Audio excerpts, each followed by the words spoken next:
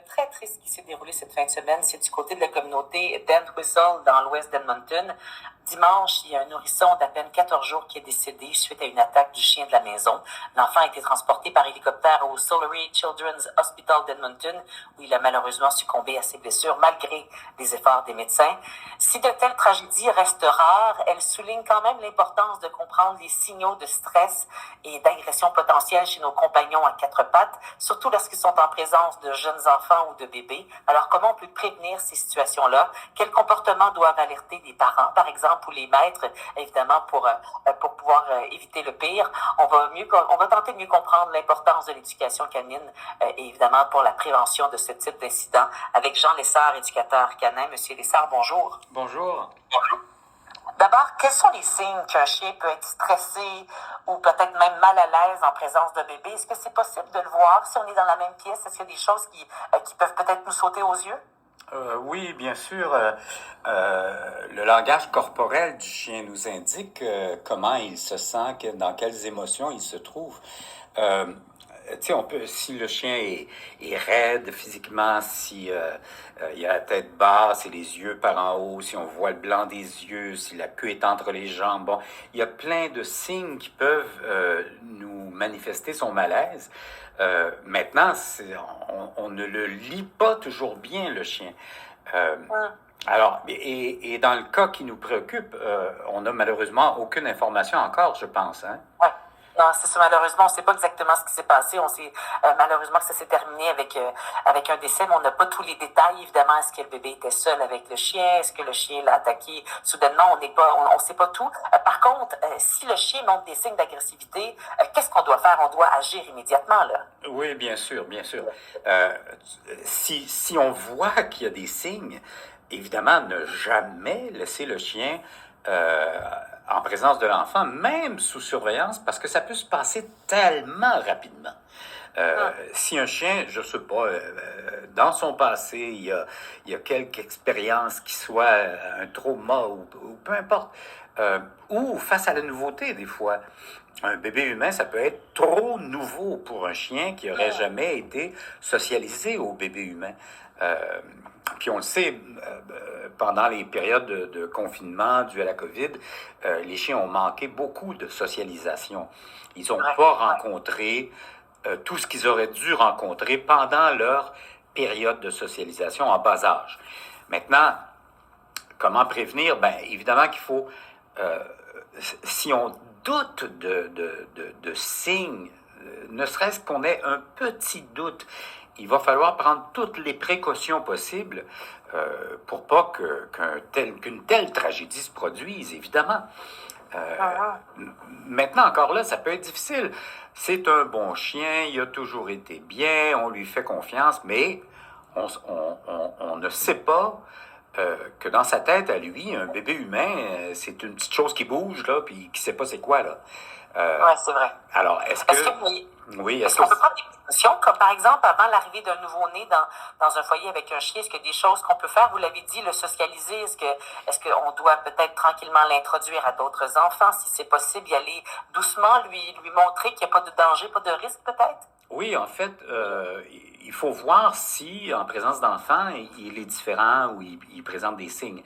Et si on en voit des signes, oui, il y a moyen de travailler là-dessus en désensibilisation, en ce qu'on appelle le contre-conditionnement, de changer une émotion face à un stimulus. Puis bizarrement, je viens tout juste de donner une consultation à un couple qui attend un enfant. Et on a des programmes pour les nouvelles mamans, les nouveaux parents, quoi faire avec le chien quand on... D'abord, dès que maman est enceinte, le chien le sait très bien. Hein? Il sait probablement avant la grand-mère. Là, tu sais. Oui, des choses qu'il ressent peut-être instinctivement, il est conscient, donc on peut commencer le travail même à ce moment-là. Donc. Oui, on commence le travail avec une poupée, avec un faux bébé. On l'habitue à ce qu'on soit tout à coup en train de parler à une petite chose dans nos bras, dans une couverture, tu sais. Et on peut l'amener à créer des associations positives avec tous les moments où on s'occupe de bébé, changer la couche, allaiter. On peut créer des associations positives avec ça pour que lui, il trouve son compte aussi. Maintenant, ça ne veut pas dire que si le bébé est par terre, tout à coup, il ne va pas réagir à ça. Là.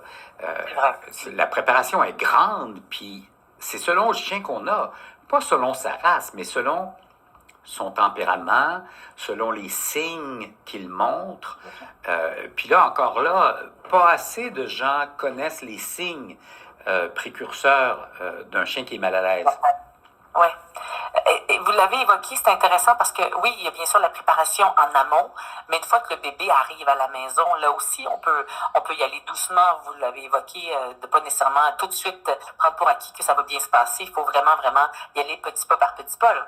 Ah non, dès que maman a accouché puis que papa revient à lui-même un peu, là, il peut revenir à la maison avec une couverture que l'enfant a touchée, avec une couche avec un pipi, ne serait-ce que pour présenter au chien l'identité du bébé qui vient de naître. Tu sais. Avant de présenter le bébé, on peut présenter une doudou que le bébé a touchée, une couche avec un pipi, une couche avec un caca. Tu sais, on peut présenter au chien, regarde le nouveau petit être que tu sais très bien qu'il était dans le ventre de maman, ben maintenant il n'est plus dans son ventre, il existe pour vrai. Voici des preuves, puis il va arriver bientôt, demain, après-demain. Puis encore là, selon le chien qu'on a, on peut prendre toutes sortes de précautions, muselière, barrière, quelqu'un qui le tient en laisse alors qu'on arrive avec le bébé. Bon, il y a toutes sortes de précautions qu'on peut prendre. Évidemment, si on a un chien qui est à risque, et là, c'est là qu'il faut être bien avisé. Est-ce qu'il est à risque ou non? T'sais? On n'en veut pas de tragédie semblable. On n'en veut pas. Absolument. Et c'est important ce que vous avez dit. Je veux reprendre des mots que vous avez dit il n'y a pas si longtemps. Vous parliez vraiment de la personnalité du chien et non pas de la race. Donc, on ne peut pas identifier des races plus dangereuses que d'autres. C'est vraiment, il faut connaître notre animal, il faut prendre le temps de le connaître. Et là, j'imagine que justement des éducateurs canins comme vous ou des vétérinaires peuvent nous aider dans la prévention de drames comme ceux-là. Là. En fait, oui. Puis tu sais, quand je dis c'est pas la race, c'est le chien. C'est son passé à lui. Il vient d'où? Il vient de quelle lignée? Qu'est-ce que ses antécédents, ses ancêtres faisaient? Évidemment que si on a un chien de chasse, ben il va avoir de la prédation peut-être. Évidemment que si on a un chien de combat, ben il va peut-être être très réactif. Vous voyez, le passé de cet animal-là et non pas de sa race, parce que sa race, c'est pas nécessairement ça qui est déterminant. C'est plus le groupe auquel il appartient et son passé à lui, ce chien-là. Ses parents à lui, ils étaient comment? Ah, intéressant. Donc, oui, ça peut être aussi loin que les parents. En terminant, Jean Lessard, s'il y a des parents, justement, qui ont un chien, ou une femme enceinte avec son conjoint, sa conjointe, qui ont peut-être un bébé dans le ventre en ce moment et qui ont un chien et qui s'inquiètent après des histoires comme celle-là, qu'est-ce que vous leur recommandez peut-être pour les rassurer? Ah, mais prenez une consultation, informez-vous comme il faut, rassurez-vous et ayez des avis de prudence importants. On peut pas faire les choses à la légère si on a un chien qui est moindrement craintif ou réactif ou émotif ou peu importe. Là. On peut pas courir de risques. Quand on est formé à la dangerosité des chiens, on est formé d'abord à la sécurité du public. Ouais. Vous voyez, on n'est pas là pour... dans ce contexte-là, on n'est pas nécessairement là pour sauver des chiens à tout prix. On est là pour la sécurité du public.